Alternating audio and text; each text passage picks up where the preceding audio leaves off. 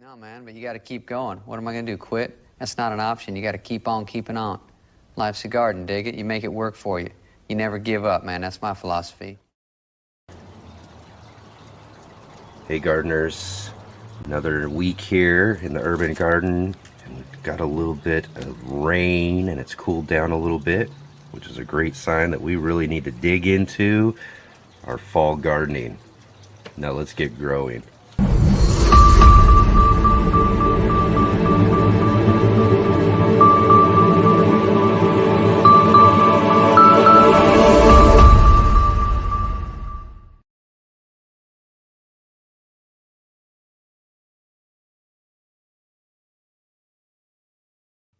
All right, gardeners, welcome. It's Saturday again, and it's time for the Let's Get Growing livecast here on the Urban Gardener channel.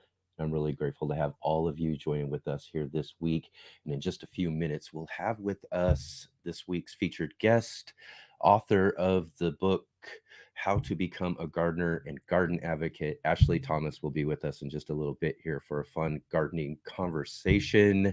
But first, I want to thank you all again for joining with us here. And if you can, just take a moment there and give this live stream a big thumbs up, hit that like button, and then, of course, be sure to subscribe to our channel and the Let's Get Growing live show here at the Urban Gardener.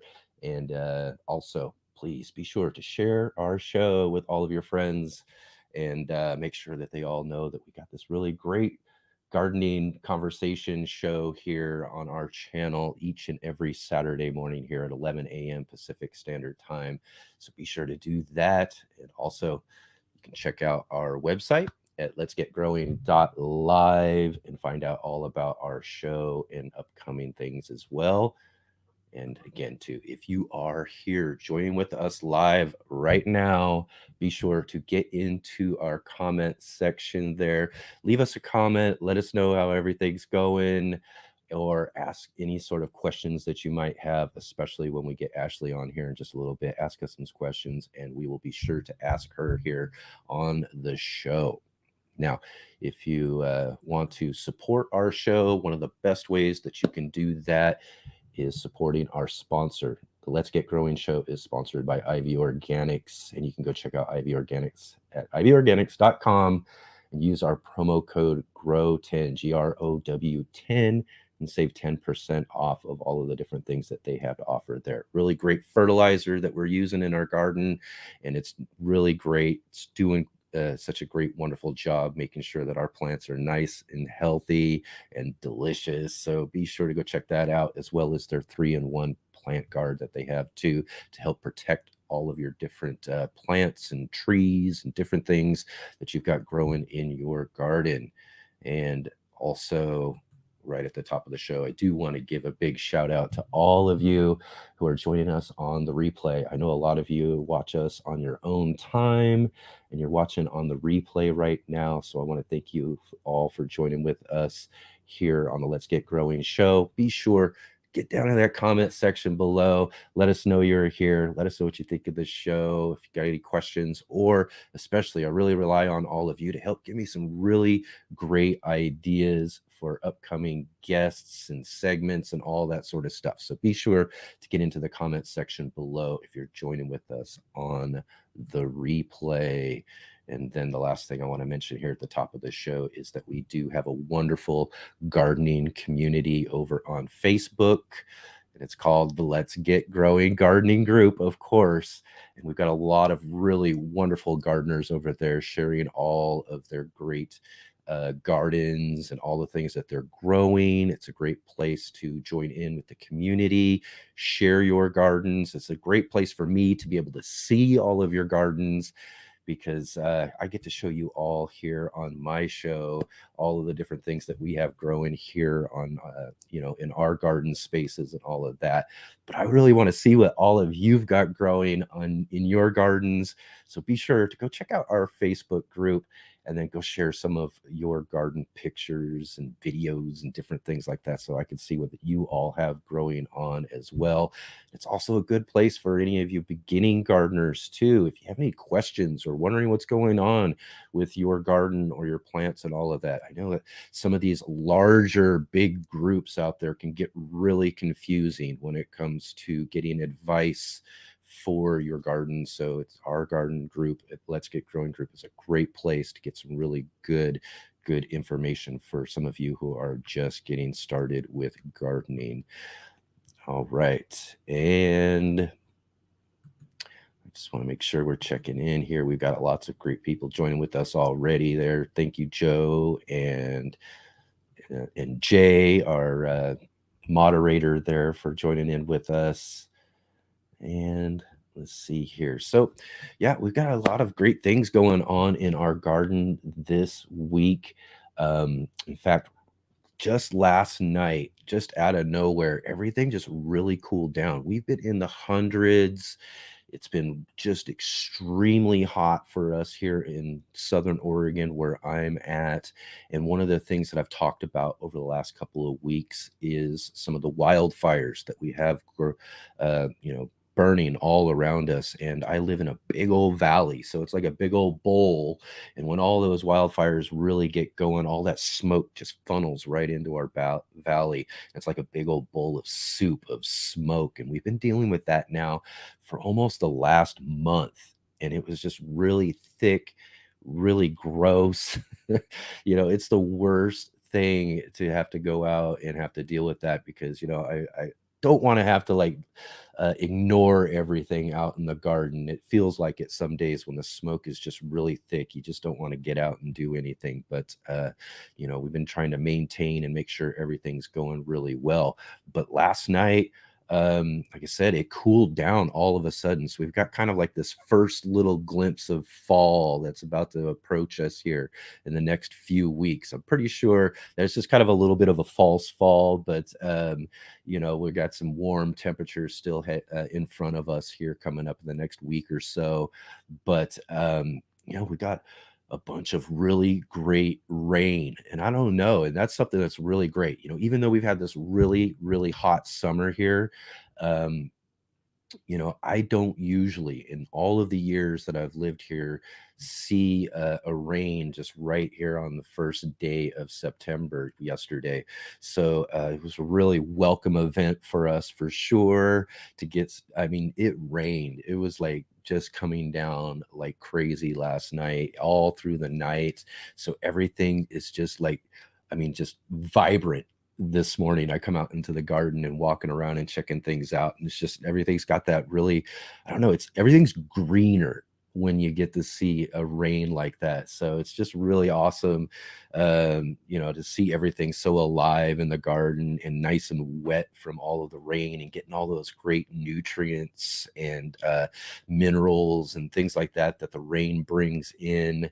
So just really awesome to see everything like that today when I got to get out into the garden and check that out. So, and also blue sky. I haven't seen blue sky, like I said, in almost a month, because we've been filled with smoke here in our valley. So everything's just looking fresh and nice out there. It's really awesome.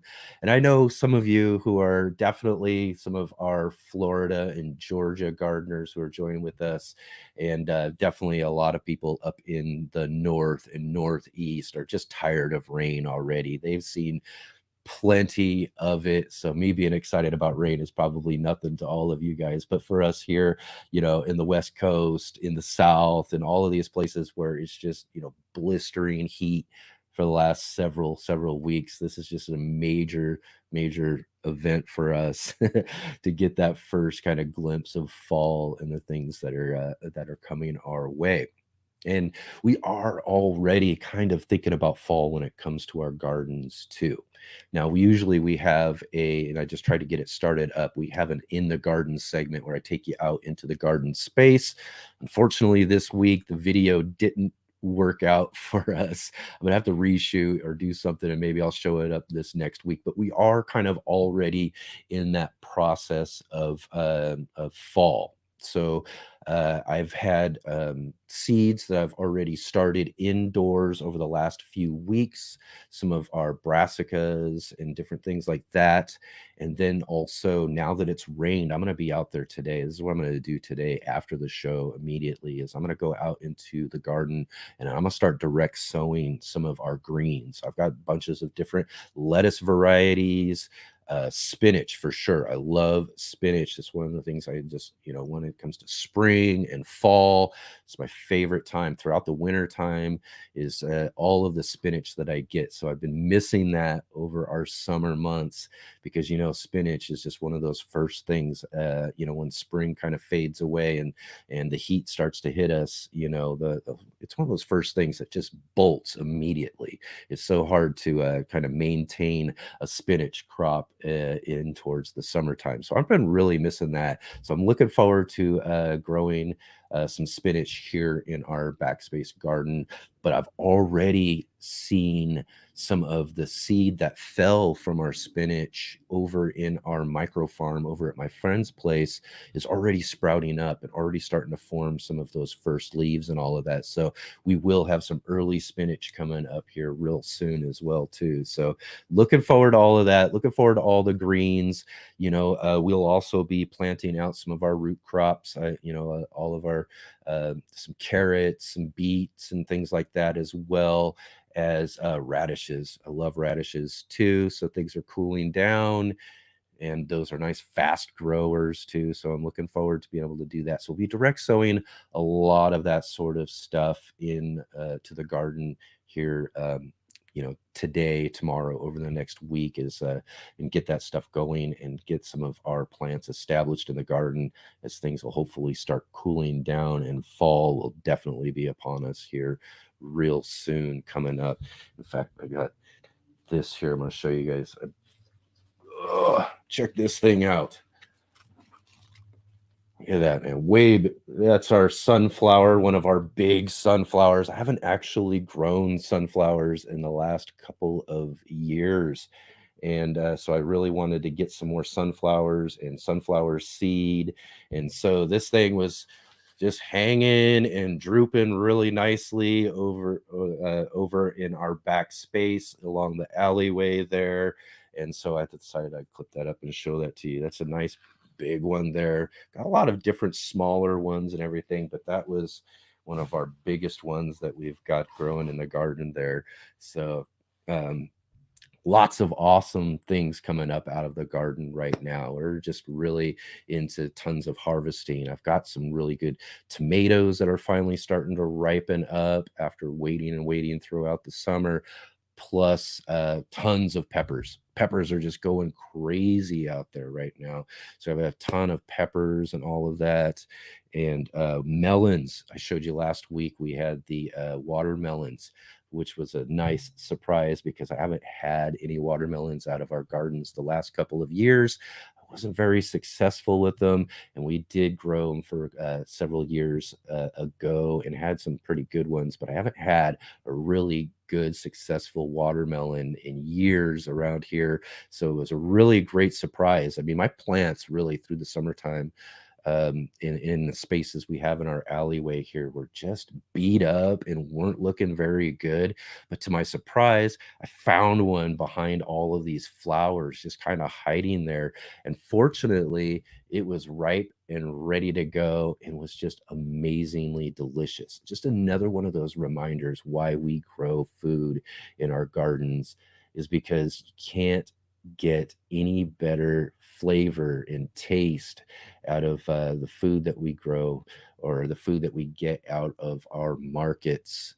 Some of our farmers markets got some great delicious stuff. Local farmer markets are great for getting some of that food that we can't grow, but the stuff that we get to grow, you can't find a better taste than things that you actually grow out of your own garden. So it's one of those great times of year right now where we're getting to harvest and do all of that sort of stuff. I mean, one of the most exciting times, and probably the most exciting time for a gardener, is at the very beginning of the season, coming out of winter time, with all that anticipation and thinking about all the things that we're going to grow and all of that. But I think the next best time in the garden is right around this time of year, where we're getting to reap all of the things that we've sown in our gardens and grown throughout the growing season.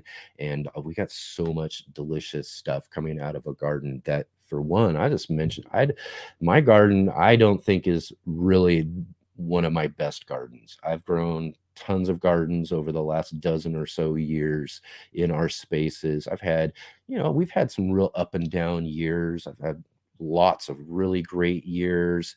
But this year, because of some other things, and I've talked about this at the beginning of the growing season, there were a lot of things kind of going on. I didn't know whether or not I was going to be able to stay in the place where I'm living at and growing, and where our gardens have been over the last many, many years. So there was a lot of stress and things like that about whether or not we were going to get to use these garden spaces. So I didn't really put a ton of energy into a lot of things until it was kind of too late, and I found out that everything was going to be good and we were going to be staying. And then, we really kind of went at it. But, for the most part, I haven't really thought that we've grown the best of our gardens. But you know what? I've been thinking over the last week or so, as we've been harvesting and looking at some of the things that we've grown and harvested in the past months and all of that, and also what we've got and what we're looking forward to as well. And I'm just, I'm looking at it and going, you know what? It wasn't really that bad at all. I think I've been giving my garden a lot harder of a time than I should have been, because everything, things are going great. We've got a lot of really good stuff. And so, I'm really, really satisfied with how things have turned out so far this year. And I'm really, really hopeful that our fall garden's going to be growing and doing really well. And then, really looking forward to, again, what all of our planning and all of the things that we get to do for this next year as well too. So I've already been starting to think about all that sort of stuff too, as I've been actually signing up and making sure that I'm going to get some of my favorite seed catalogs and all that sort of stuff coming up here towards the end of fall, and so we can make all those plans. But you know what? One step at a time, one day at a time here, and we'll work on all of that stuff here a little bit later on as as we get moving forward with everything as well too. So I hope everything has been going really great in all of your gardens as well too. And let's see here. I want to thank a couple of other people here for showing up. We got LP here, and Diversity Love is here with us. Marley One. Awesome. Thank you all so much again for joining with us here. And again, just we've been having such a really great time here on the show so far. Another really, I think, really kind of successful thing going on, besides the actual things that we're growing in our garden, has been this show this year. We've just really, really been lucky to have such wonderful people join with us and talk about gardening and all of that here. So what we're going to do right now is take just a little bit of a break here, and we'll be right back, and we'll talk with our featured guest, Ashlie Thomas. Let's Get Growing is sponsored by IV Organic. Hi, my name is Charles Malky, biologist and plant expert with IV Organics, where we grow cool plants, and author, Saving the World with the Home Garden. IV Organic 3-in-1 Plant Guard has 7 natural oils that protect your plants, not just from the summer heat as well as winter cold, but also protects your plants from damaging insects and rodents. The oils in the product include castor, cinnamon, clove, garlic, peppermint, rosemary, and spearmint. These oils are natural insect and rodent repellent oils, which are encapsulated by the base powder, offering your plants months of protection at a time. 1 application per year will suffice for protection against damaging summer sunburn and winter sun scald, but if the target is pests, application as much as 2 to 3 times a year may be necessary.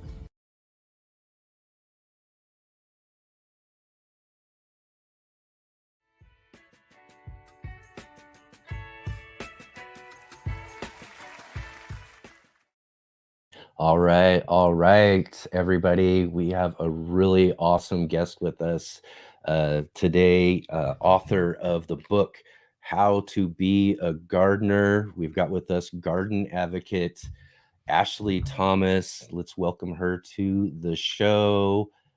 Real quick, sorry. There we are. Hi, Ashlie. How are you doing today? Thank you for joining with us. Good afternoon. I think it's afternoon where you guys are. If it's morning to you, good morning to you as well. Just about noon. We're just under noon right now at 11, almost 11:30. Excellent. You're over on the East Coast, so you're definitely afternoon, right? That's right. We're almost at 2:30. So, yes. All right, awesome. So, um, I mentioned here that you're the author of this really wonderful book we'll talk about here in just a little bit. I want to give you a moment, though, maybe introduce yourself to the audience there and tell us a little bit about yourself. Sure thing. Thank you so much for inviting me on. I, like many other gardeners, there's just so much to talk about from the season. I think all of us have experienced some new stuff. And just to speak with a fellow gardener about all of the things happening, it's going to be, Yeah. I'm excited about this conversation. But my name is Ashlie Thomas. To everyone, I live in North Carolina with my husband. We have our little homestead here in Graham, North Carolina, and we've been gardening on our property since 2019. And we built it from the ground up. And I run the blog, The Mocha Gardener, and I try to chronicle all of the things that we do in our garden and really what we do with the food. So it's the food that really gets to me and the diversity of the foods that we get to grow in that space. So pleasure to meet everyone, and I look forward to engaging with all of you. Excellent, excellent. Yeah, actually, I've been really looking forward to talking to you. I think it was this when your book launched, I found out from a fellow gardener that you actually feature in your book Masilla Delalana from Learn to Grow. I've been following her for years. She's a Pacific Northwest gardener, and when she showed your book there, I was like, oh, I got to get that and check that out. Because I'm always interested in that sort of like, beginner gardener type of things. It's one of the things that we really focus on here in our channel. And I'm just really glad I got this book. And, there's just so much I think that is just really wonderful about what you put in here. And it's a bit different than some of the books that I've seen when it comes to how to garden and that sort of thing. And you really focus on the food system in a way, and kind of the reason why we get into the garden, in order to move away from some of that sort of stuff. And I just mentioned a little bit too, and sorry I'm rambling on here, but I just mentioned just a little bit ago here at the beginning of the show, and also this last week I finally got myself a really good watermelon this year. And one of the best things about it is you cut into this watermelon and it looks like all these other watermelons you can get from the store, but you're not going to beat the taste and the flavor of a homegrown melon or anything we grow in our gardens. It's always better than what we're going to get out of the store or any other. Well, some of my local farmers grow some pretty good stuff. So I really like what I get at the farmer's market. But, if I can't, and that's just stuff that I'm not growing or for myself. But it's one of the things I really love. And maybe you could talk that a little bit more, is kind of how you got involved with starting this book based on your understanding of the food system that we're currently living in. Yes, and I want to say I do appreciate you highlighting kind of this differentiation between, how to garden, but also how to become a gardener. And really what I wanted to focus on was our roles in our garden, in our green spaces, our role in the ecosystem. So sometimes we think, oh, I'm sure you guys have heard, but we think, oh my goodness, you've got to be born with some innate skill of growing, or growing food or maintaining a plant. And that is not the case. I think I can speak for many of us when I say that it's really a journey, and it's a becoming of this person that is a bit more cognizant of all of the life around them. And so I really wanted to focus on becoming that nurturer, the cultivator, becoming Yeah. the steward of the land? And how do we start to change our mindset so that we're a bit more aware of the things that we contribute to our environment, but that we're also, accepting from the environment, including our food? And so Yeah. I think when we're thinking about kind of the food system and what is our role in consuming and producing food, I really wanted Yeah. to touch on those things, which is really kind of the food security element, which I'm very passionate about, not just researching and diving into, but also living. This is applicable for all of us. Everyone needs to eat, right? But not That's right. access to eating, or access or affordability or availability of eating quality foods. So, like you mentioned with that watermelon, there's Hmm. nothing like being able to start something from seed or from a seedling, watching all of the things it goes through to mature, and then tasting it. It's like, the connection to food and being a producer Yes. is something that it's an experience, it's a journey, and it's a wonderful lesson that we can all, participate in. Yeah. Yeah, and again too, it is one of the things I really like about the content of the book is that it's really kind of a focus throughout the book, is that sort of thing about our connection with food and what we're growing. And for me, I've told this on this show many times, and on my channel I've talked about my how I originally got started. Mm, I mean, I lived in an apartment. My first growing experience of food, I've grown, and I meant, I talk about all the time. I've grown indoor plants my whole life. That was kind of the thing until I got a bit older, and so I was gifted a cucumber plant, grew this cucumber plant out on this balcony, and then when I was sitting there eating these cucumbers with my daughter, she loves cucumbers, and we're both sitting there, and she was just amazed and was just like, "You grew this?" She couldn't believe I grew it, for one. And we were just kind of amazed again at the flavor, the experience, the fact that I was able to produce this food for myself just right from a balcony. We talk about a lot about that. Our channel is the Urban Gardener. We talk a lot about small space gardening, and that ability to grow that and produce that for myself. And up to that point, and into those first couple of gardens I was growing, I hadn't thought about the food system as a that's whole. right. I just went to the supermarket and bought things and spent years doing that sort of stuff and never really thought about that difference in things until I had that first real experience. And then at the time, I also say there was kind of like this light bulb went off. Boom, Yeah, like, wait a minute. If I that's could grow all these indoor plants, there's no reason why I can't find and take advantage of some of these spaces and be able to grow some food for myself. that's So, I right. mean, I love that what you're talking about as far as that experience and that change of mind frame that we have in growing those gardens. That's right. Right on. So let's dig in real quick here. We'll talk a little bit more about the book, but I kind of want to talk. We'll kind of fall back just a little bit here in time and kind of talk about what was some of those first gardening experiences you had. Did you grow up gardening, or is this something that you found later on? So, not at all. I did not grow up gardening at all.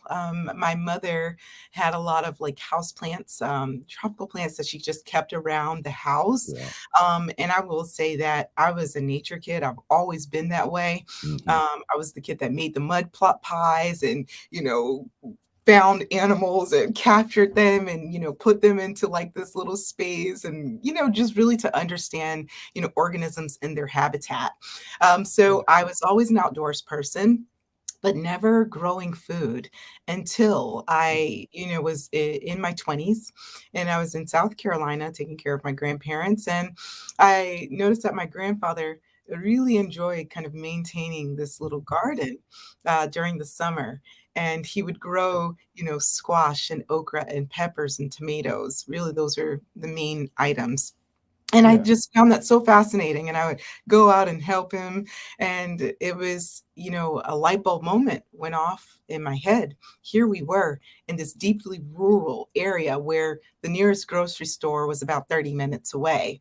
And so to Mhm. me, it was like this moment, this epiphany that I had of, wow, we've got this space here. We don't have access to to food options, many food options. Yeah. However, we're producing food here on the land. This is incredible. And so that just kind of opened my eyes to just the potential of being able to steward the land to produce the foods that we need. Ultimately, I just, once we moved here to North Carolina, my husband and I, you mentioned that you started kind of in this apartment, right? Yeah. But we Yeah. had a studio apartment, and I Oh. remember telling him, I want to have a garden, whenever we get Mhm. more space, I just want to have like herbs growing. And I remember he had this bench, it was near a window, and I kid you not, I didn't know what I was doing. But I got these little jars, and he bought me, some seed packets, and I just threw all of the seeds into these jars, and I just wanted to get growing something. And it Yeah. was such a warm moment for me that I like to speak about because it was really a humble beginning, right? It's Yeah. This is truly that moment when I say, I was not born with a green thumb. I did everything wrong in that moment of putting the seeds in these jars. There wasn't direct sunlight there. The jars did not have proper drainage. I didn't know about Yeah. feeding them. I overseeded and did not thin out. So many things, but it was such a crucial moment for me because it was then that I was like, wow, like I got these things to germinate.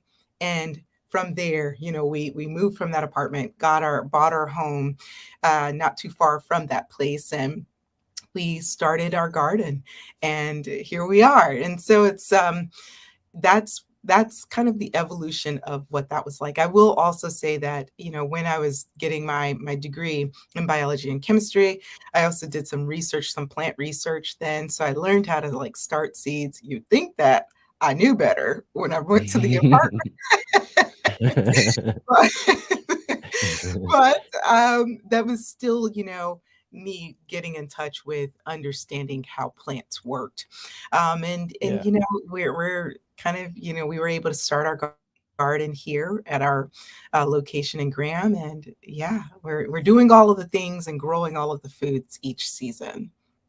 That's awesome. Yeah, definitely. And again, you know, we had, similar kind of stories though too, and I love that when Yeah. I get to talk to people where we got kind of a similar story, again with the plants. I mean, I grew up, my mother was the plant person. I grew up with her and all of her house full of plants and learning how to propagate and all of that. I remember my first plant being one of her spider plants. That we got, like this one here with the little babies growing on it. And I remember getting to pluck one of those off and put it in a little jar of water and getting this thing to grow. And I actually had it next to my bed on the nightstand, next to this window, and just grew into this big thing. And that was kind of like my first experience of like, having this successful growing experience and all of that too. But it wasn't until later on in my life. I mean, I continued to grow the house plants, as I said, but it wasn't, for me until my 30s. Yeah. In a sense, you got in kind of young, in your 20s, but it wasn't until I was in my 30s where, I grew that cucumber and had that first experience. And then the same thing happened. I was like, I had this great experience, and I think it was because my friend gave me a plant start.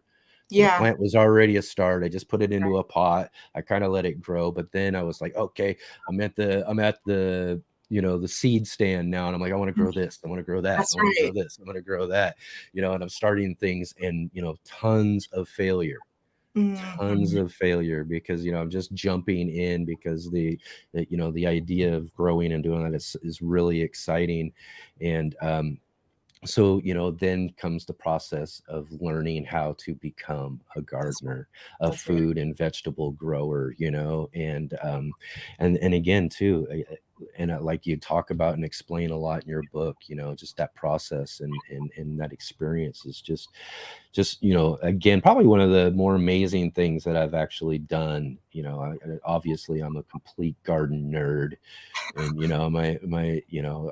obviously I've got a YouTube channel and I'm doing a garden talk show. I love this stuff, but Yeah. there is a big learning curve when it comes to doing all of this sort of stuff. And it's great that people have, channels. I hope that people get from my channel is some sort of encouragement for those early experiences, as well as gardeners like yourself who are out there spending the time and trying to help people understand that these are all what we all go through. That's right. We all have this kind of experience of figuring out how to become this gardener that we want to be down the road, That's right. and a lot of that comes with those little failure experiences. And I'll just share one more of those, of that specific experience. I remember when I first moved here into these new spaces and I was really expanding and wanting to do more. One of my favorite things is garlic. And so here it is, spring, and I'm just excited. I'm planting all these seeds and all that sort of stuff. So I go and get me some garlic cloves from the organic section of this market. I watched a video on doing that sort of thing, and the one thing I didn't pay attention in this video was timing, when to plant these things. So I planted them in the spring. All I ended up with was greens. I didn't get any bulbs, and all of that. And that was kind of that learning experience and that learning curve. Luckily, I didn't have to wait all the way until next year to try again. Fall was coming up, just after summer, and was able to get and figure out how to grow that garlic and do that, But yeah, and those, again, just one of those really great parts of the whole process of becoming a gardener. That's the fun of it, right? Yep.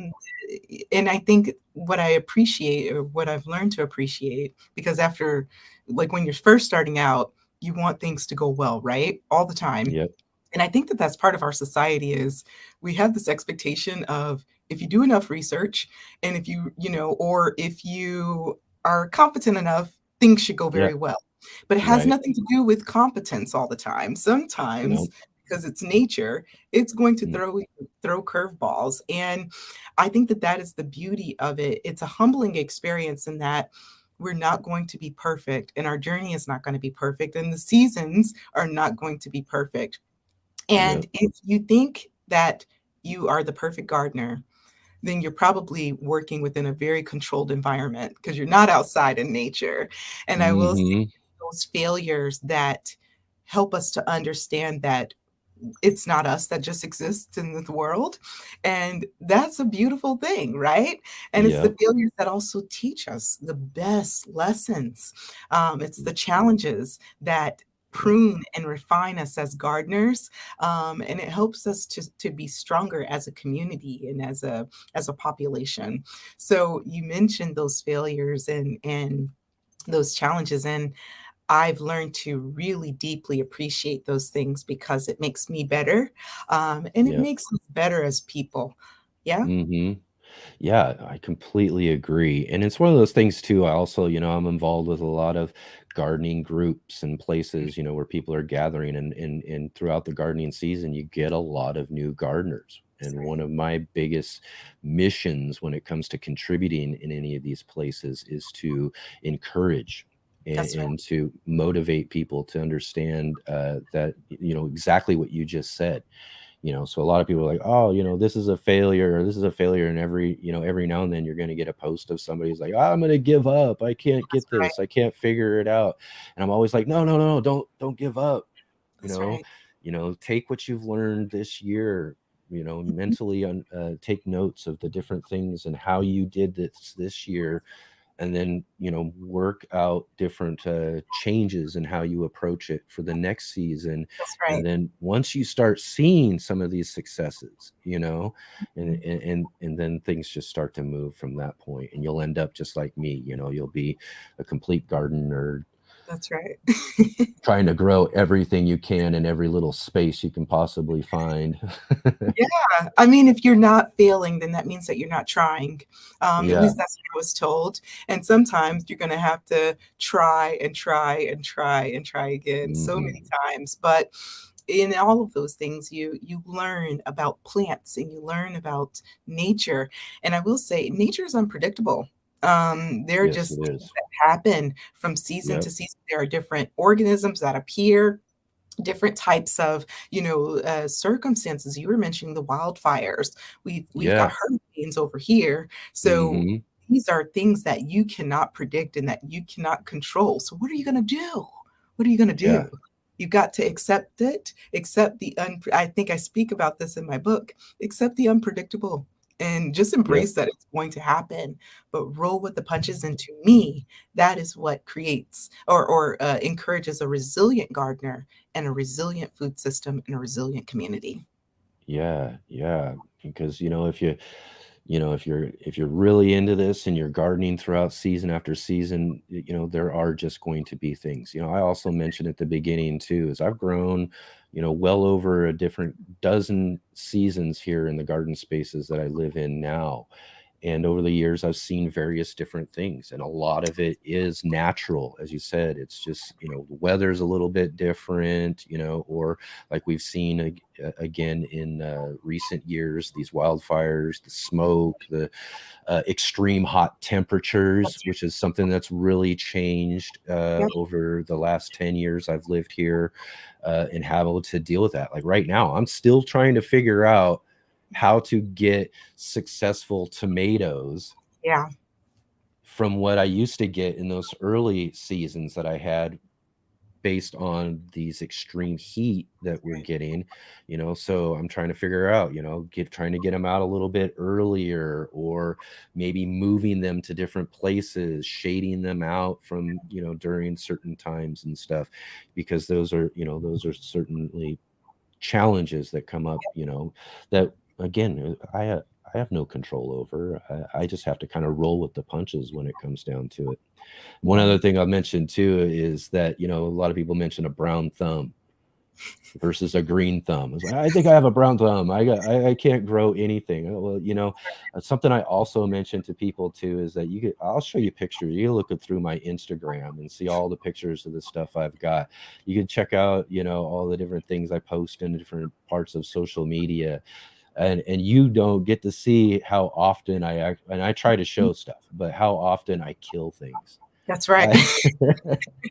I, I could grow amazing things. I get awesome compliments about stuff, but I'm like, I also like to mention to people too, is like, yeah, I kill just as much as I That's right. successfully grow, and That's that right. still happens to experienced gardeners. So Yeah. I try to encourage beginner gardeners with that too. You don't have a brown thumb. You're just in the learning process That's of right. figuring out how to be successful at certain things that you're trying to do. That's And right. sometimes you're successful at things that, like tomatoes. I was successful at tomatoes for years, but again, environmentally, now I'm not, because I Yeah. got to figure some things out, so Mhm. up and down process, a big circle, that just keeps rolling around. We struggled with tomatoes this year as well. There were just so many challenges, and I feel like I could write a second book just off of this season alone. Yes. It was such an interesting season. The heat Hmm. was unbearable, for one. You mentioned And the I hot. think that's the key right there. Yes, the heat was unbearable. And we also had a water issue for the first time ever. There Yeah. was the heat, because of the heat, water that was retained in our garden beds and even in the soil, it evaporated so quickly. So, Hmm.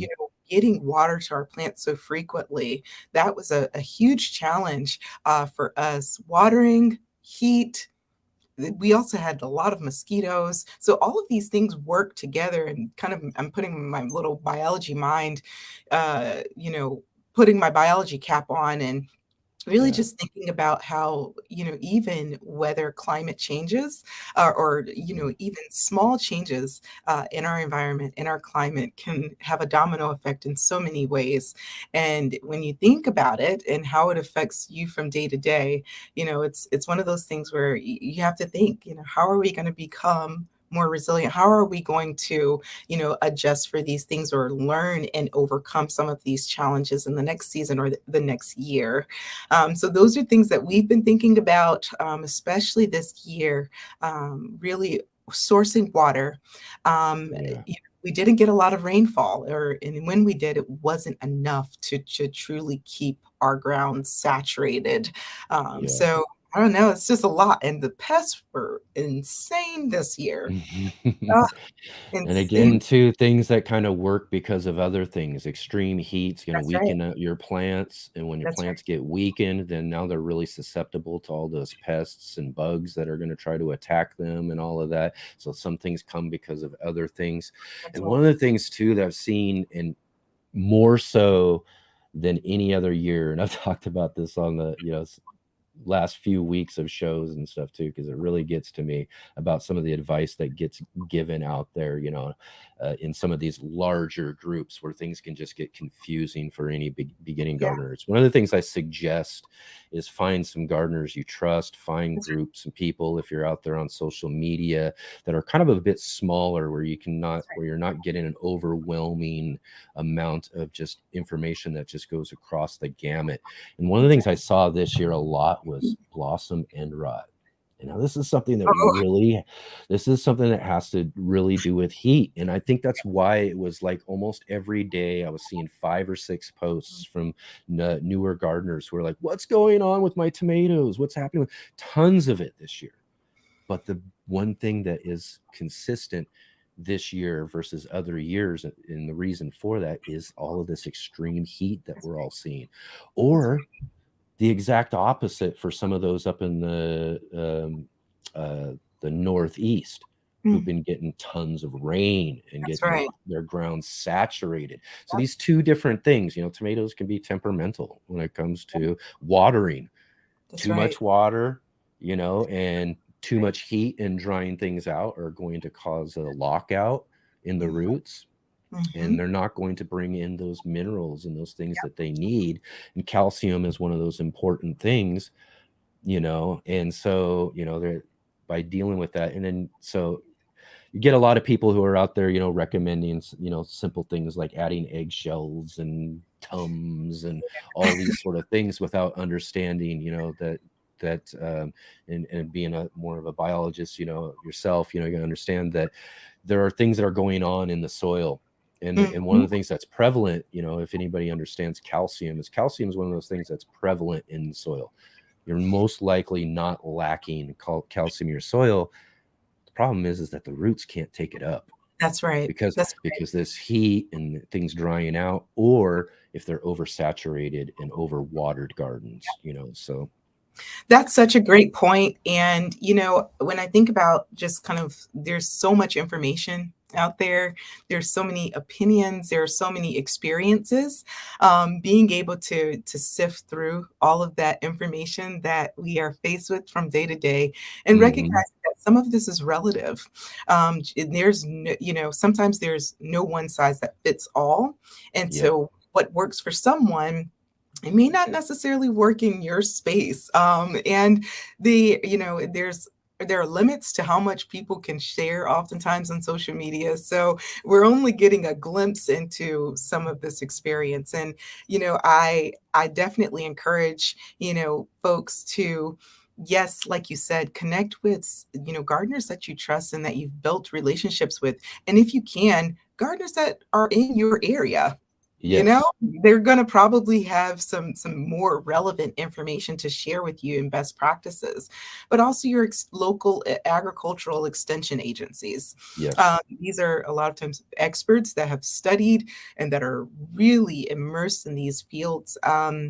And just other experts in the fields. And when I say experts, I'm not talking about credentials. I'm talking about lived experience too. There are some out yes, who have been doing this for way longer than me. And I love to get their insight and their wisdom because sometimes they just know things that, that actually translates very well and efficiently in my day to day. So I am right there with you. Lots of information.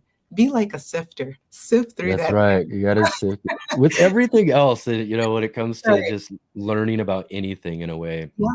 We've got Yeah, to kind of do that sort of thing, but especially when it comes to gardening. You mentioned extensions. It's a great way, to find out information and find, books and things that really are specific to your area.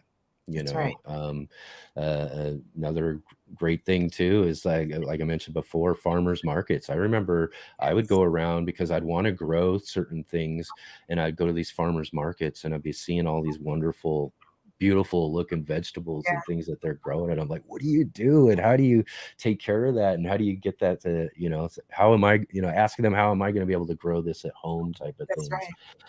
But yeah, That's a really exactly. great point, especially farmers markets, because these people are right here in your region. So if you can see Hmm. what is growing right here, it's like, okay, hey, I think I can try this at home. So Yep. I love that option that you just kind of threw out there. Yeah, yeah. There is a lot of really great information out there. It's just, again, like I said, it gets frustrating for me when I'm online and in some of these larger groups and seeing Mhm. how, people pass along a lot of really awful information. There's awful information out there, That's sometimes. So you're right. You're right. And I and watch laugh. out for reels. Watch out for reels too. You get a lot of these guys too who are like showing you things in 1 minute. That's Bam, bam, bam, bam, bam, or showing you things that aren't really, and then it just seems so appealing, like, oh yeah, that's this right. is, and so That's right. but definitely, don't give up. Don't let certain challenges and things that happen in your garden push you to giving up, when it comes down to it. All right, so we talked about how you came up and started your first garden and all of that. Let's talk about the garden that you have now. I mean, how are things growing in your garden this season, and what kind of space are we looking at that you have? Yeah. So we things are going very well. You also like everything. There was a lot of stuff that you were saying before I came on that I was like, oh my gosh, preach, yes, because it truly resonated with me. And one of this is, I was really hard on my garden or on our garden this season. Like, oh, I've got Okay. to do this and I've got to do that. And it's like just doing his thing. We're producing so much, so many different types of items. But again, we had the water issue. Yeah. Um, and we're really thinking about solutions that I'd love to just kind of throw out things that we're considering to Yeah. address the watering issue. But yeah, things were going great. I'm right before I came on, I actually did not look halfway decent at all. I looked like a squirrel. I had my hair wrapped. I'm outside getting ready to turn over the garden. Yep. I'm sweating profusely, harvesting so many different types of vegetables. We've got eggplants galore. Oh yeah. Yeah, our eggplants did wonderful. We've got long beans. I'm getting ready to harvest some watermelon, which has been Yes. fantastic this season. Lots of herbs. Really getting ready to pull up our sweet potatoes as well, probably in about a week or two. But yeah, just so many different things. We're getting ready to process some corn as well, making that into what we call grits here. I'm not sure if you guys are familiar with the Yeah. southern delicacy of grits or hominy, and also some flour with that. So we've got so many different things growing, but I will say that most of our garden, we started out with raised beds. This season, we experimented with in-ground gardening. And I got to Hmm. tell you something, people are going to gasp when I say this, but I like the in-ground gardening more. I really do. Yeah. I Yeah. actually love this a lot more for several reasons. You want to definitely protect your crops from animals. Like the squirrels were insane. I think all of the Oh, squirrels in the world migrated to our yard, but we will definitely be thinking about structures to protect our crops going forward. But yes, the in-ground gardening was the thing that I loved the most this season. hmm. And reason being is because it retains water pretty, like, I mean, we didn't have to set up any major irrigation or anything over there. We put down our weed barrier. It's just got a lot of nutrients in the soil naturally. Yeah. So it was just a wonderful experience. And um, our vegetables and our plants did very well over there. And, we've expanded adding in more of our raised beds in the back. Those did pretty well. I will say that I also am going to be reducing the amount of containers that we have in our space because we're thinking about watering as well. So it really installing more permaculture in the next Yeah. garden. And I think that that's just better, Hmm. ecologically and for our grounds anyway. But yeah, we've had a great season. The heat, it was rough on me. I am the Yeah. plant that struggled with the heat, but outside of Yeah. that, it was a very fun season. Yeah, yeah. I'm a heat lover. I love the heat. I've been progressively moving more and more south as I've gotten older, so Yeah, eventually someday Southern California or something like that where I could garden year round and all that sort of stuff. But man, I'm telling you, when you start getting some 100-degree days stacking on top of each other for weeks on end, man, even myself, I'm worn and I have a hard time spending too much time outside in the garden. And talking about, watering it, and again, too, as we're starting to see more and more of this heat each and every year. We know this is something, as they say, this may have been the hottest year on record, but it's the yeah, coldest year for, what I mean? It's the that's coldest right. year for what we're Yeah, looking at in the future, that's you right. know? So Mhm. these are things we're gonna have to start thinking about. We're gonna have to start implementing things, and I've got to really start working on that a little bit more myself too, Yeah. as well, in what I'm going to be doing. My goal was I started some sort of drip systems and stuff, Mhm. and some time have the water on a timer and all that sort of things, and soaker hoses Right. for different spaces and stuff. But I didn't get it all set up correctly, and it was one of the things I was kind of not able, with all the things I've got going on this year, didn't Mhm. really pay attention to a lot of that, and as I did talk about at the beginning, there were just things I was trying to put things together last minute, kind of in a hurry because of circumstances. So I Yeah. didn't really pay attention to that as much as I needed to. And Yeah. so that is primary goal number one for this That's next right. season, is to make sure I've got my watering systems, uh, taken care of. And, it's really important Yeah. because for me, and I know you're talking about removing containers because of this issue. One of the Mhm. things I do, and I have moved into over the last few years, are wicking containers. So we have Yeah. a really great earth bucket Yep. system with 5-gallon recycled and reused 5-gallon buckets that we use in the garden, and those are just a lifesaver when it comes to Yeah. container gardening. For those of you who have smaller spaces, containers are really kind of important because you don't really have other options, and if you do have the option and you have the space to be able to do things in ground like you're talking about, there ain't anything better. That's right. I have a friend. We are growing a little kind of a little micro farm that we started this year. We're in the learning process of getting things figured out, but we grew all peppers last year Mhm. just to kind of do something. But we decided this year, let's try a bunch of different other things. Let's do onions. Let's do, Yep. beets and, tomatoes and corn and all sorts of stuff.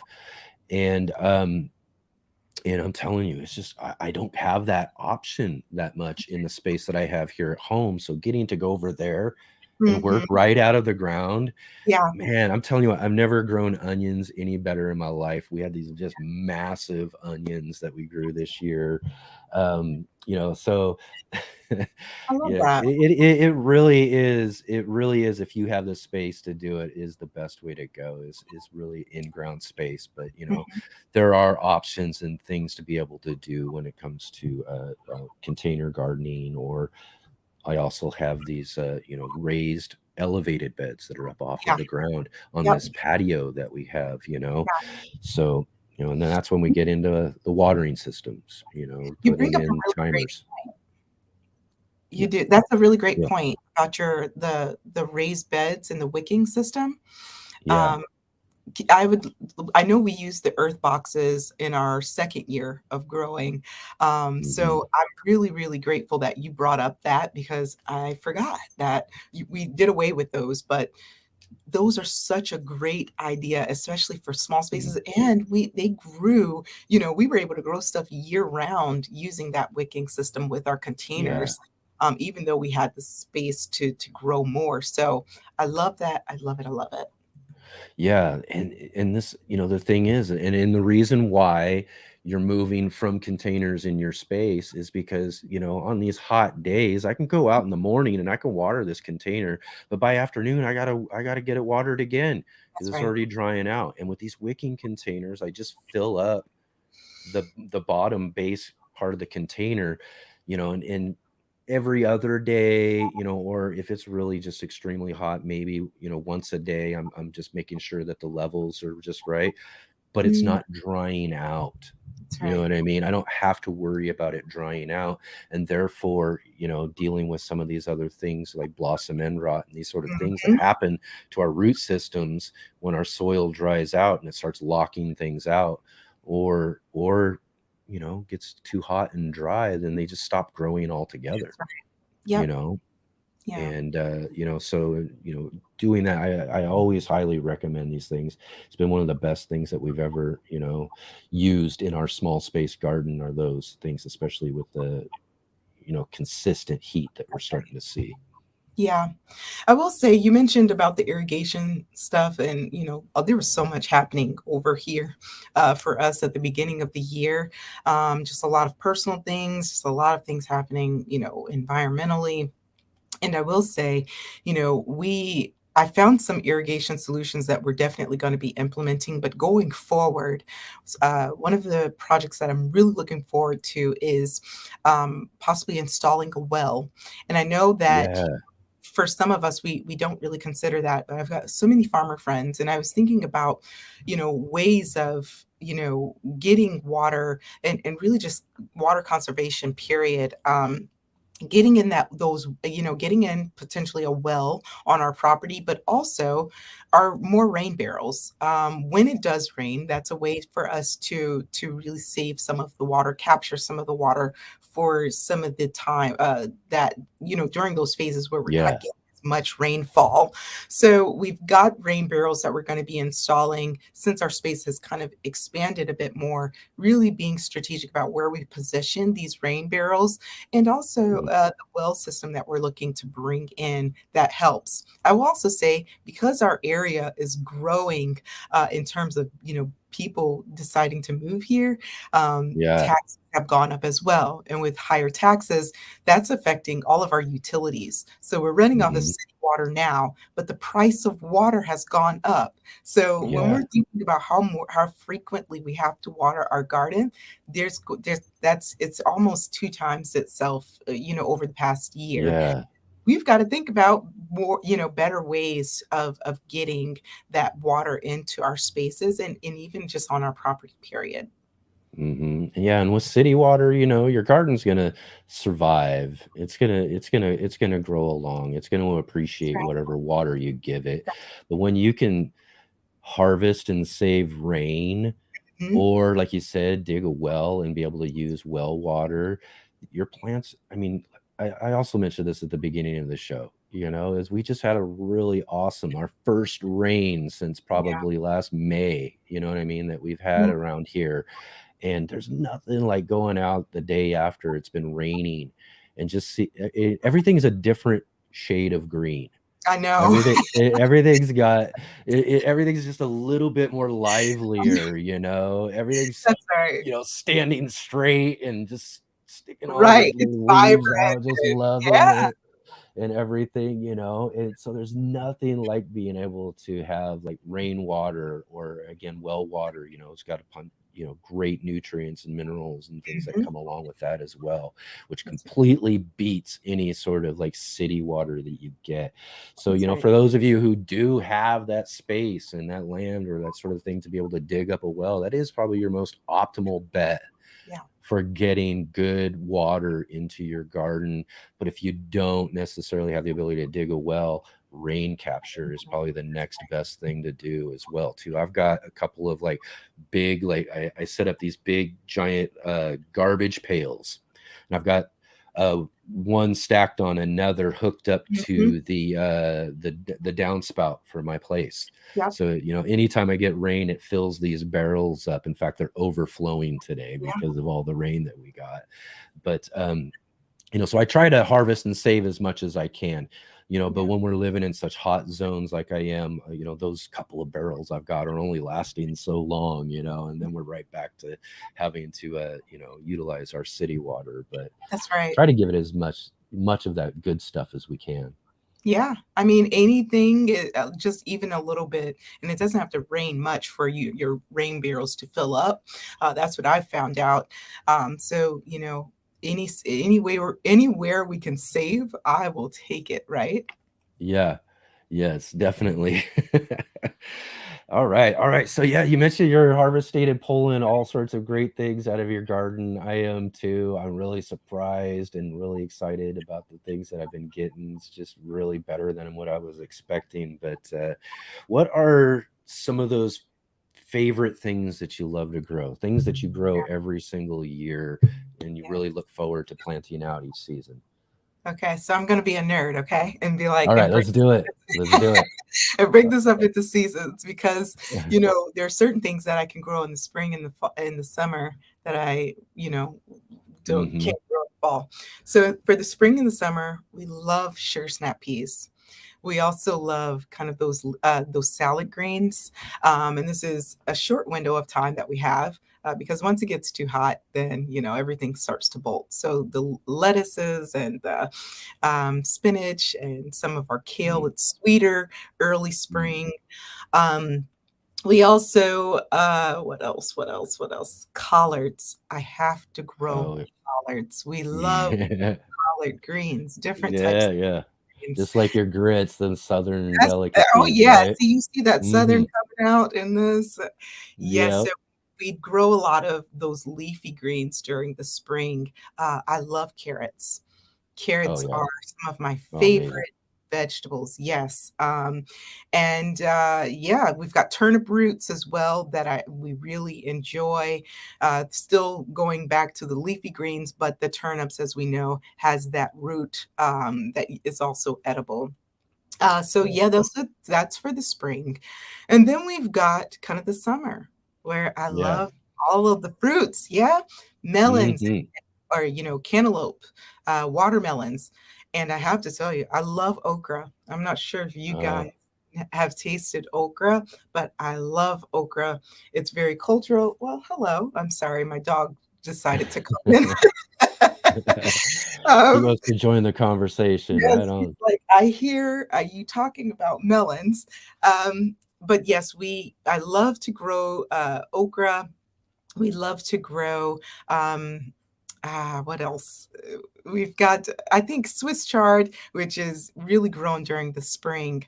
But those are some of my absolute favorite things that we have to grow every year. We also do tomatoes, different types of tomatoes. Mhm. My favorite are really kind of the sweeter tasting tomatoes, Yeah. not the ones that are grainy and meaty and savory. But I love the sweeter, lighter tasting tomatoes. Sorry. Yeah. My little Oh, dog is man. being so distractive. But yes, I don't know. There's some of these more culturally meaningful Yeah. vegetables, like I mentioned, the collards and the okra. My half of my family is from New Orleans, so we make a Yeah. lot of gumbos and Yes. fried okra, things with the okra and the tomatoes. So those things are they hold a lot of symbolism for me. Yeah. Uh, these are things that we really enjoy eating as a family. Yeah. And I grew okra for the first time this last year. And the one of the things I think that just amazed me the most about okra is like they're a fast grower. Yes. Like a lot of plants like peppers, you know what I mean? You Oh get them yeah. started, they take forever to come up, and then they get only so big, and then they sit at this one stage for it seems like forever, and then they take off. Yeah. But okra, man, right? I mean, it seemed like within days they were popping up out of the ground. Within days they're shooting up and all of that. And I've only eaten okra in gumbos before. So, Yeah. I mean, I mean, just one of my favorite things for Oh, sure. Absolutely. Let's see. I do have yes. a question here from Rob. Rob's over in England. So he's asking, and I'll give you a chance to kind of talk about it real quick here again. What is grits? Oh, So I am for so our Rob, I'm getting ready to change your life, okay? that's Grits right. are basically made from corn, and it's been, shelled and it's ground up. So that's grits. However, I'm also going to introduce hominy, and hominy goes through this chemical process that really allows you to kind of enhance the nutritional profile of your corn. And Yeah. so once you go through this chemical process. It's typically with some type of acid that you have to allow it to sit for a bit. And what that does is you take it from that point on, rinse the corn, and then you ground it into something a bit more granular. And I will say it's Yeah. creamier. Hominy is typically creamier. It uses a lot of indigenous practices, and this is where we actually get that acidification process from. It's from our indigenous ancestors, but it's a creamier texture than grits. And so I know you're probably thinking, how is this eaten? I'm glad you asked, Rob, because this is typically eaten here in the South as a breakfast, a supplement to your breakfast. You have some, you typically boil it with a bit of water. You can, or some kind of cream, milk, and then you add some butter. You've got this nice little porridge-like texture. If you've had cream of wheat, it's a little more savory than that. And then you eat that alongside some eggs, bacon if you like, or some vegetables if you don't, do meats or anything like that. So yeah, I will also say we do it with shrimp as well. We've got this dish called shrimp and grits that you take some Mhm. type of, you prepare shrimp the way you like it. There are many recipes online for this, and then you eat your grits with your shrimp. So Yeah. if you can find it somehow, some way, I definitely recommend it. It's a very fulfilling dish. Yeah, yeah. I mean, I've heard about grits many, many times and kind of have an understanding of them a bit, but I've never had the chance of trying them out. So someday I'm gonna get a chance to do that and try those out, definitely. So we Yes. talked about some of the things that you really like growing, that you grow every year. Now let's talk about some of those things that that you've tried growing that maybe not so successful, things maybe you've even given up on because it just doesn't work out too well for your garden. Yeah.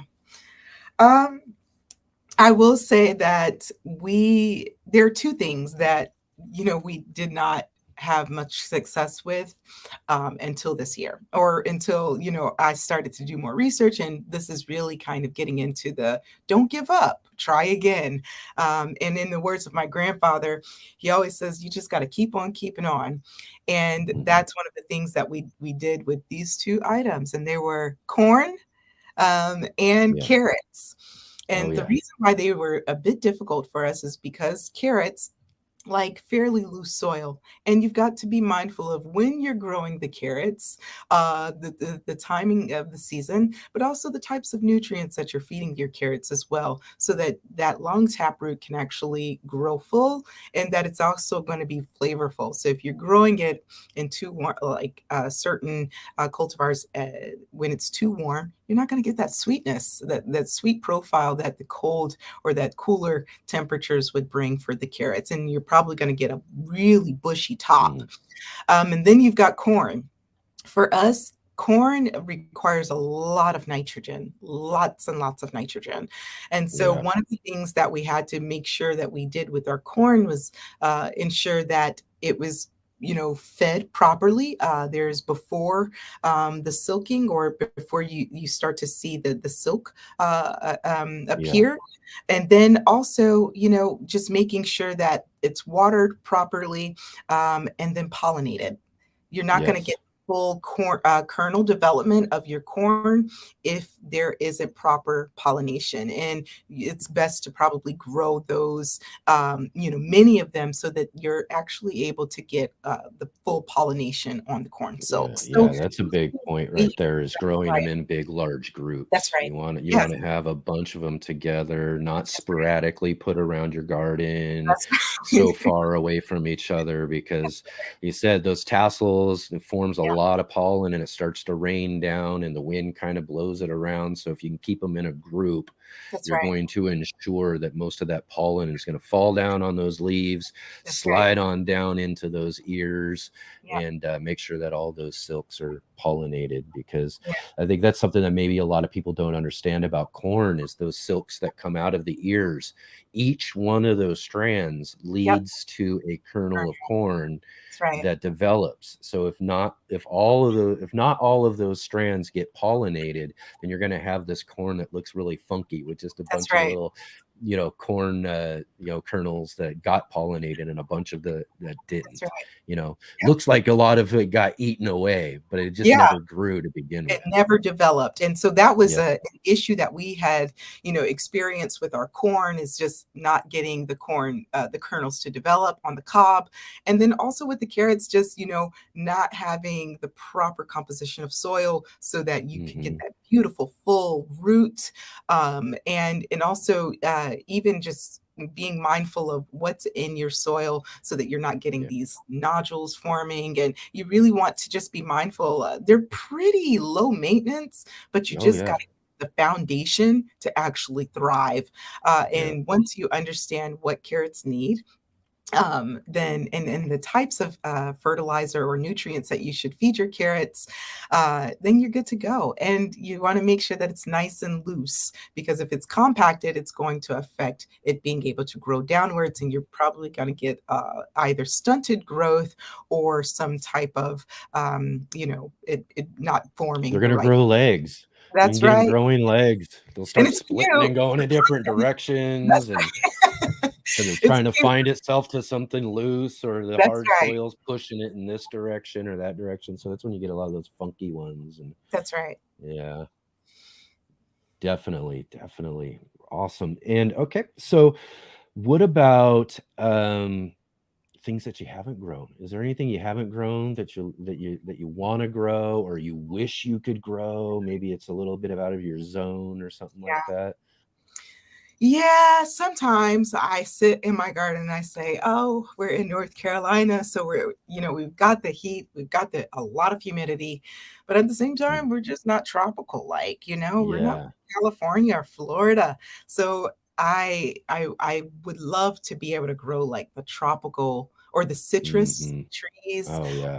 Some of they're just my favorite fruit is soursop. I would love to grow that one day. We just don't have the climate for it. And, even lemons and oranges and limes, we really don't have, we hit kind of the freezing temperatures. So, Hmm. it's not really conducive to maintaining those citrus plants, throughout the year. Yeah. And avocados. So I Oh, really love these types of fruits, and I wish that we could bring in those types of trees. However, we don't have the climate for that. And even just kind of small scale, there are always things that I want to grow, but we just don't have the space to grow everything yeah. once. Oh, And I think that there are just, different types of, there's a few Asian varieties of vegetables that I want to grow, like bitter yeah. melon, but I just can't Oh, fit it into my space. Like I would have to right. sacrifice something that I really enjoy growing to kind of bring those in. Yeah, yeah. And if you're definitely like growing to really produce, a That's lot of the right. mainstays of food that you have, that you guys are relying on, sometimes you just can't sacrifice that space for some of That's these right. other things and stuff like that. But I'm right there with you when it comes to citrus. Although I did do an interview with Greg Peterson a couple months back, and we were talking about citrus because he just moved to I think North Carolina or South Carolina, one of the Carolinas. They're right by you. And so he's a citrus grower from Arizona. Wow. Yeah. So, that's one of his goals, is to be able to do that. And he did an interview, and I can't remember who it was exactly, but he did an interview with someone talking about growing lemons, and they grow them out of Canada. So Okay. Yeah. these lemon trees can handle a certain level of freeze. You probably have to do a little bit of covering Yeah. or things like that might have to do it. But lemons at least give me some sort of hope that I might be able to do that sort of stuff. But That's right. oranges and stuff like that are probably Yeah. just a little off limits for, That's even myself here in Southern Oregon. So right. I wish I that's the one I wish I could really do, is citrus Yeah. and some of that tropical stuff as well. Yeah, Yeah. there is a lemon grower here. I was reading an article recently, and I was like, "How in the world is this lemon?" He's a full farm. He has a full farm, and he's growing Yeah. lemons, and he's been doing this for quite some time. Where he's kind of done some adapting of the plants, and I really Hmm. need to understand what his strategy and what his methodology is. But I'm really interested in seeing how he's doing it. I know it's going to be in a more controlled environment, Yeah. like greenhouse setting, but he's able to do it. So I'm very curious.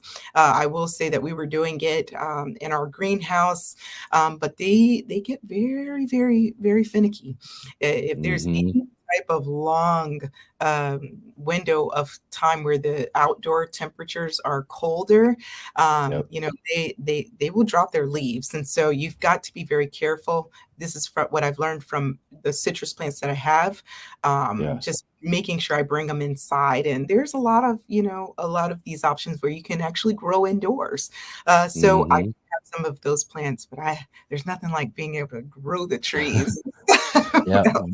In fact, we talked a lot about doing indoors. Last week's episode of Let's Get Growing, we had my good friend Christopher Bransdal on the show, and Mm, Christopher's from Norway. okay. So Oh, I mean, we're talking, and so if you think about like the climate of that's right. Alaska, so it's very Yep. similar, So he's got these, really, really cold winters. So he Mm, does a lot of growing, whether it's indoor in a climate controlled greenhouse, but he also yeah. has an indoor setup. And in fact, right behind him during the interview, he had this lemon tree that was just Oh, full of all of these lemon fruits and everything, and just grows some amazing things indoors. So there are those options if we're really looking to put the work into it, to that's making right. sure that we could do and grow that sort of stuff. Another thought of thinking about it, because I want to do citrus so bad Yeah. myself as well too. That's cool. That's very inspirational. I mean, I'm encouraged to maybe explore some Yeah. options. Yeah, yeah, you gotta check out Christopher's stuff, man. That guy is an amazing gardener when it comes to figuring out how to grow all of these sort of tropical type things Yeah, indoors, yeah. all the way up in the dead of winter in Norway. So, right on, right on. So, yeah, again, too, I just want to mention, and we'll talk a little bit more about your book here, How to Become a Gardener. I want to encourage anybody who's watching to check this out. I think get a link. I think Jay might even put a link for us in the comments section there too. I encourage anybody who's getting started with gardening to check out this book, even if you are a seasoned gardener too. There's just so much good stuff in here that Mm. I highly recommend. So, how did you how did the idea of doing this book come about? Yeah. So that's a really great question. I will say I was approached by a publisher regarding writing a book, and I had been approached, but I figured, finally, I think there's are some things I want to talk about. It's going hand in hand with my research and things that I'm doing kind of out in the community. So this is a good time to really speak about how food security is relevant to us, but Hmm. also really just how to get into the mindset of, being like I said, the steward of the earth. And I thought about things that I'm very passionate about, and really just my own journey and the journey of so many others that I was connected to. And one of the things that I, have been that I was hearing a lot was really just this evolution of people becoming gardeners. And to Hmm. me, that is not really talked about. We speak about kind of the mental health aspect of, how this is therapeutic and it's wonderful. But really, I didn't see a lot of books about becoming this person. And, Yes. what is that like for someone just starting out? What is that like for even, those who have been in this space, for decades or a lifetime? And really just speaking to, kind of that journey, but also educating people on what does this mean in terms of nutrition and what we're consuming. Um, Yeah. how I like to, how I really thought about this book is, you know, what is our role as a gardener, but also how do we begin to take care of ourselves? What are some of those ways that we can start to shift our behavior where we're a bit more mindful of, nurturing the earth, but also nurturing ourselves. I Yeah. found that it's easy for us to be we're very hard on ourselves. Yeah. We're very hard on our Hmm. journeys in life, and we're tough on ourselves when we can't imagine that we are in this optimal place. And so I Yeah. really wanted to, you know, try to encourage us to, as we are going out and taking care of these spaces, take care of you as well. Learn Yeah. what it is that you need to Yeah. thrive and to grow just like the plants that you are putting into the ground and cultivating. So it's to me, a gardener is a nurturer, a gardener is a cultivator, and it starts with us first. It starts with that inner work that we have to do within ourselves. So that is what I wanted to focus on with this book, and also just educating people on our connection back to food. Yeah. Really good food. We need food Hmm. to survive, but also food is what the differentiating factor of whether we are just surviving from day to day or whether we are thriving. And see, for me, I don't know about you guys, I'm trying to thrive Yeah. in this life.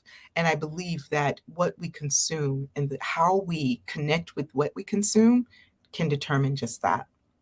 Absolutely, absolutely, and yeah, and and that was the thing, and I'm glad you kind of talked about that and all that too, because I think the key when I was looking at this book at first, when I first saw it, was the word become. Yeah. You know what I mean? And I was like, what is? I mean, I'm intrigued by this title, "How to Become a Gardener." And Mm, I don't think I was quite getting it. I was like, until I got the book and got it in my hands and start going through it, and I was reading, all of these passages you put in there throughout the book, just all these different things, and I'm just like, I get it now. This is literally the guide to becoming a gardener, and you know what I'm saying. So I really get that. I think that's what makes this book so exceptional. I think that's one of the reasons why you're a really sought out person as well too, in order to talk about these things, because most books aren't really discussing this at the level of things that you're talking about. You really found that sort of part of this gardening subject that yeah. really kind of needed to be explained a little bit too. Yeah. Yeah, I Yeah. appreciate that, and I think it just resonates with, so many different types of people, all of us really, and I think Rob's allotment gardening just mentioned that a lot of people found gardening through their parents and their grandparents, and there's a little Hmm. treat in there because my grandparents were such an important part of this gardening journey, and really just their wellness and my own wellness, and, you'll get to kinda hear this story a little bit, well, a lot of it inside of this book and how they played, like the role that they played, and what Hmm. that means. And then you get to see a picture of them as well. So I really feel that, and I think that a lot of people that resonates with everyone because Yeah. and I think I covered about 6 to 8 gardeners in this story because it wasn't just about me. I don't want, Yeah. in order for this Yeah. to resonate with everyone, everyone has to see themselves in here. So there were different people Hmm. from all across the country, with different backgrounds and different motivations for how and why they became gardeners. Yes, yes, absolutely. And Yeah, and like I said, it's just that sort of explanation of that sort of thing that's really great about this book. Thank you. And and so here it is. You started it in a little studio apartment. You've learned and kind of figured some things out to create this cool little homestead garden and all of that you have in your property and all of that. And then you come to write in a book. Let's talk about a little bit now, kind of how that really changed things for you, because I know you're out there, you're now speaking about these sort of things. You're being, of course, like just like why I wanted to invite you onto this show is to be able to, have you talk about these sort of things that I think people find so kind of important about what you talk about. So how did all of this sort of process now really change your life, Yeah.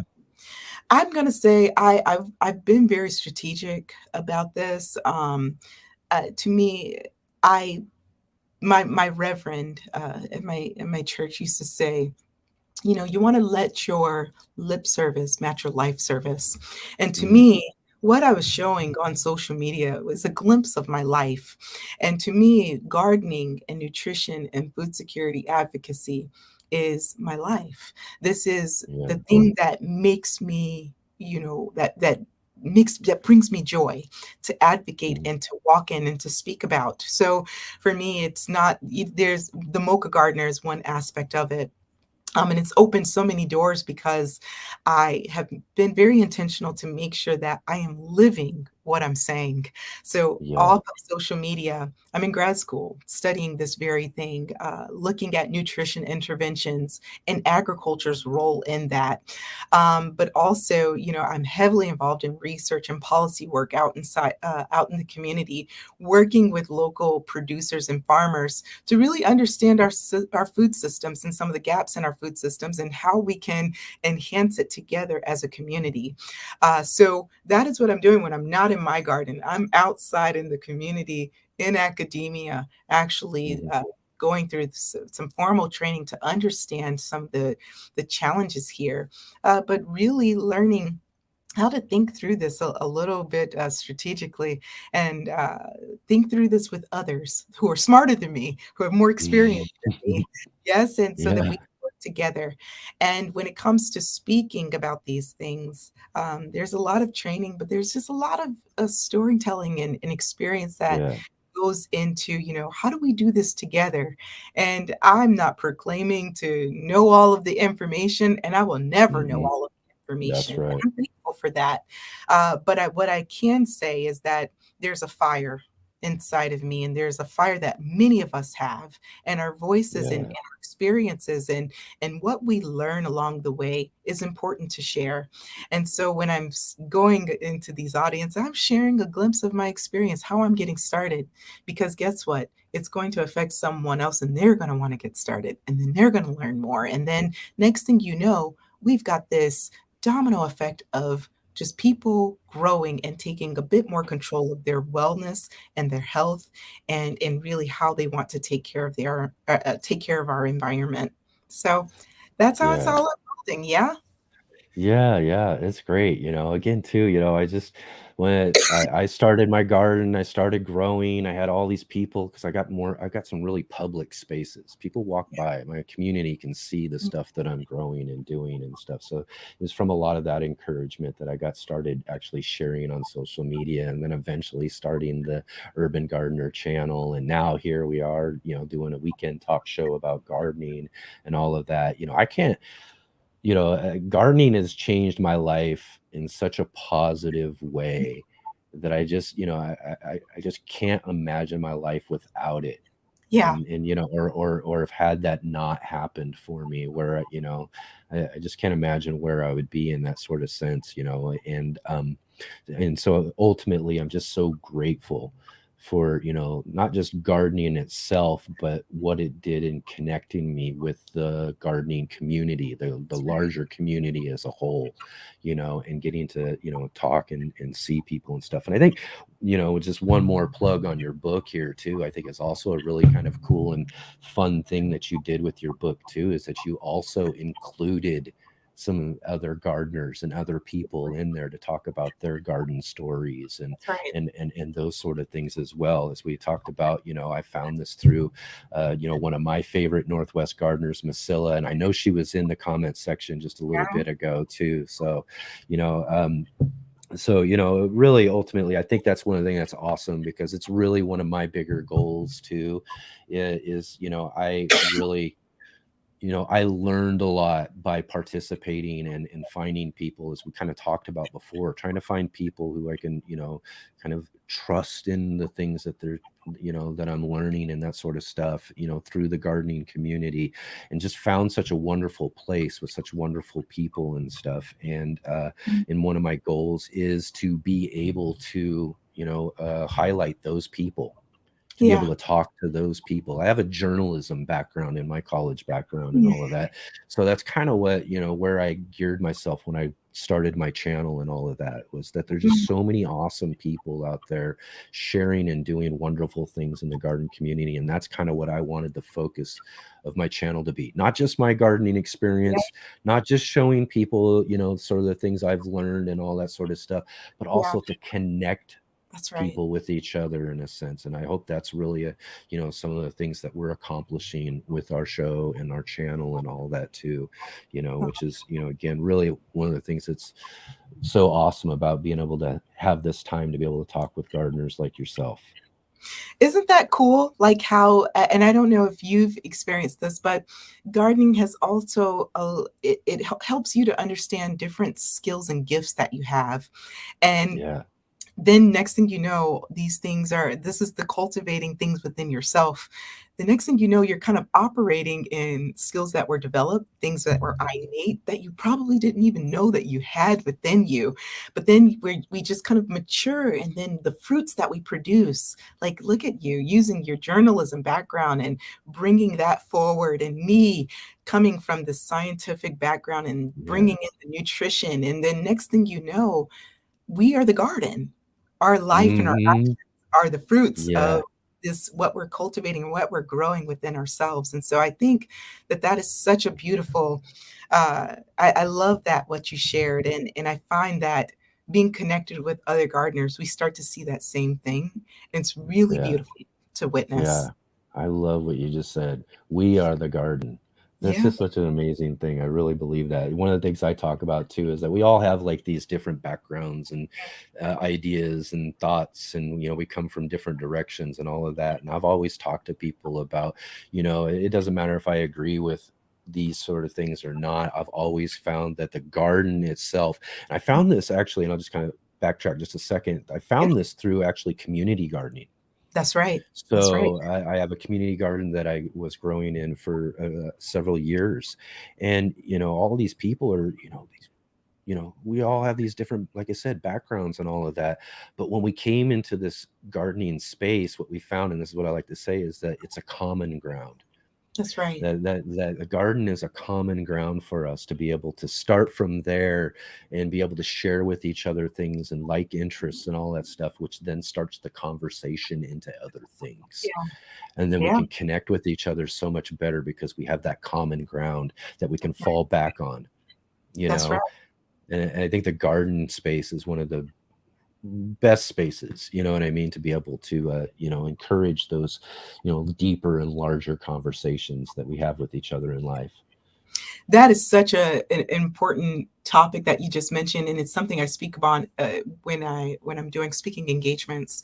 Is really kind of what the garden represents for communities. And oftentimes, I'm kind of leading some efforts in a community garden locally, but it's in a high crime area. Honestly, Yeah. people know that in that garden space, all of that stuff, you can't bring it in here. So it Yeah. serves as kind of this safe space, a haven, yeah, that is Mhm. not only going to feed your body, but hopefully feed your soul and your spirit, and feed kind of this community aspect, yeah, the camaraderie. Yeah. It's peaceful, and it's Yeah. organic and it's pure there. And so really just kind of these spaces are so important in terms of cultivating unification of people, and Mhm. I think that, we know this as gardeners, but Yeah. these things just kind of happen naturally. Anytime someone comes into these spaces, you often see people just kind of releasing their burdens and Yeah. coming together and really being able to foster kind of these very basic but essential or fundamental conversations with understanding people just on a fundamental level. It's like, hey, Hmm. you learn so much about people and you learn how to engage with people, and then all of those differences, it's Yeah. not just strife, and that we see, we don't see the strife anymore. We're just seeing people coming together and Hmm. having a simple conversation and getting to know one another, and the next thing you know, Yeah. you've got a friend. So That's right. That's right. And you can find so many great friends and all that.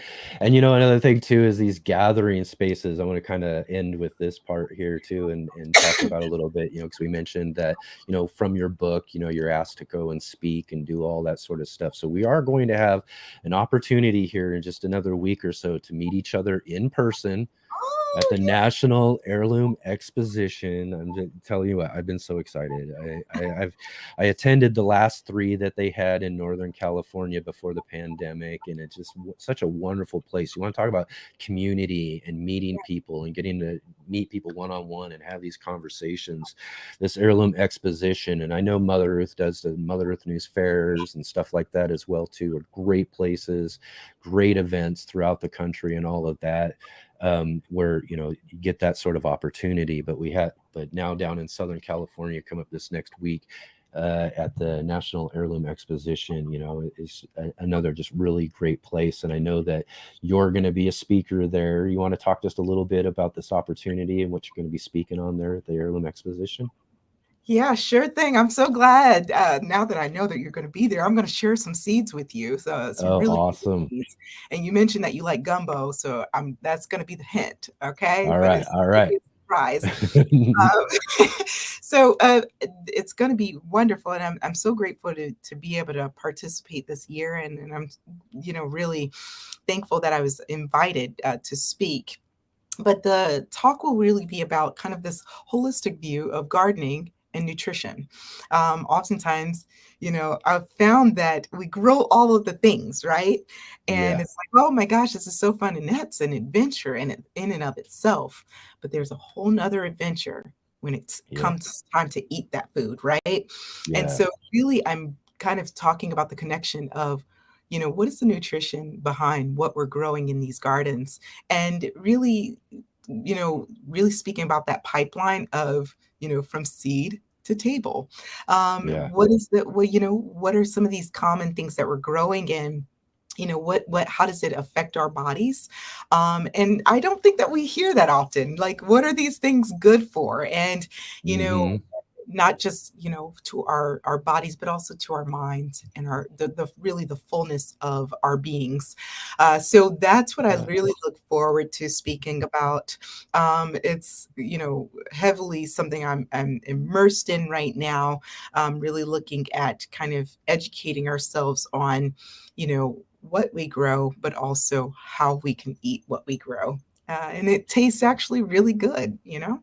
Yeah, yeah, excellent. Yeah, so again, I'm really looking forward to it. We'll be doing a Let's Get Growing live stream from the Heirloom Exposition. So I'm looking forward to hopefully grabbing a few minutes with you live and in person for everybody to see on the show. And we'll be talking a little bit more about all the particulars and all of that sort of stuff this next week, on our next show here as well too. So again, I want to thank you so much for spending this last hour or so with me and just having such a wonderful conversation about gardening and all of that and all of these different aspects of things. I think there's just such great points and great things, that you talk about here again in your book. I encourage people. I know Jay's been putting links to the book in the comment section there. We'll have a link down below in the description. And real quick here as we're ending, do you have any other places or anything like that that you want that you can let people know where they can catch you or your social media? Yeah, I really do. First, before I even shout myself out, I just want to shout you out and just give you thanks for Yeah, inviting me here. Thank you so yeah, much for sharing just your experience. I've learned a lot from you and just watching everyone in the comments. I want to thank you all so much for just staying engaged and asking your questions. I saw some stuff about corn and stuff, and I'm happy to yeah. answer that if you guys would like to, come over into social media land. On Instagram, I'm at the.mocha.gardener, at the.mocha.gardener, sorry. Yeah, And on yeah, Facebook, I'm the Mocha Gardener. So if you missed all of the dots and stuff, it's okay. I think I should pop up on social media. yeah, Uh, yeah. Happy to chat with you in DMs a bit more. Stay tuned because I'm actually going to be pushing out some content on how I make these grits. So I know that there are Oh some yeah. questions about that. Yep. Um, Yep. Stay tuned for that. But again, thank you so much for allowing me to be on your platform, allowing me to share a bit more about my book and really just my journey as a gardener. I'm very thankful for this time with you. Absolutely. It was really such a wonderful conversation. And I'm just going to end the show here in just a moment there. But if you stick around in the waiting Yeah, area there, I'd love to talk with you just a little bit more. And excellent. again, thank you so much, Ashley. Thank you for joining with us here on the Let's Get Growing channel. And again, we'll see you here real soon. You're probably going to be one of our quickest guest turnarounds because we're going to have you. I'm going to That's grab a hold of you there live and in person, and we're going to that's have you on for a few minutes there at the thank you. LiveCast Thank you. position too. So again, thank you very much. And ooh. Hey, gardeners, thanks for tuning in to our show today. We'll be right back at it here in just a moment. I just wanted to take a second here to highlight our regular videos and features here on the Urban Gardener channel. Our weekly garden journals,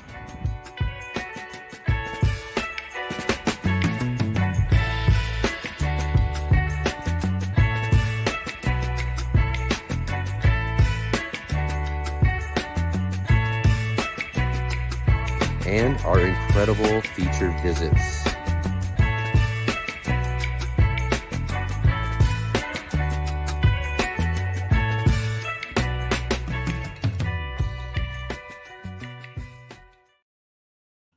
All right, man, what an awesome conversation that was with Ashley. Just really, really, again, probably going to be one of my favorite episodes so far. So again, to be sure to go out and check out her book. This is I'm telling you, it's truly a really unique book, and it's got a lot of the how-to and all of that sort of stuff that you need in there. There's got some charts and some guides for planting and different types of vegetables and fruits and things that we grow in our garden. So it's got all that information packed in there with a lot of what we talked about, and really, again, how to become a gardener.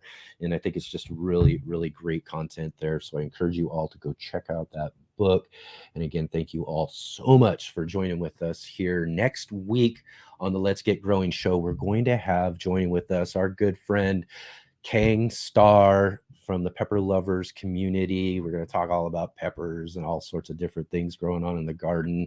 Kang's just always a great conversation. So I encourage you all to come and join with us again this next Saturday on the Let's Get Growing show at 11 a.m. Pacific Standard Time here on the Urban Gardener channel. And again, if you're all here still with us, joining here on our show, be sure to give us a big thumbs up. Hit the like button for this great conversation that we had with Ashley there. And also don't forget to subscribe to the Urban Gardener channel and share this show in this channel with all of your garden friends, and let them know that we have these. Seriously, having some just wonderful, wonderful conversations here. And I don't want anybody else out there to miss it. So get the word out there. Help us get people here to check these all out. And again, too, you could also find us at the Let's Get Growing.live website. And also, as we mentioned, too, one of the best ways that you can support our show is to support our sponsor, Ivy Organics, at ivyorganics.com. Use the promo code GROW10, GROW10, 10 to get 10% off all of the things that they have there in their shop there too. Lots of really great things there. So I encourage you all to go and check that out for sure, and get some of that fertilizer for your garden, man. Help feed those plants in your garden. With some of the IV Organics fertilizer. It's a great, well-balanced organic fertilizer. So again, I want to thank you all again so much. I mean, such a wonderful conversation, not just on the show, but in our chat box with all of you there. And a huge shout out to our moderator, Jay. He does such a wonderful job in putting in all of those links and all those things about all the different things that we're discussing throughout the conversation. So thank you so much, Jay, for being there, helping us moderate everything here. And from all of us here at Let's Get Growing, you have a great week, and we'll see you all this next Saturday.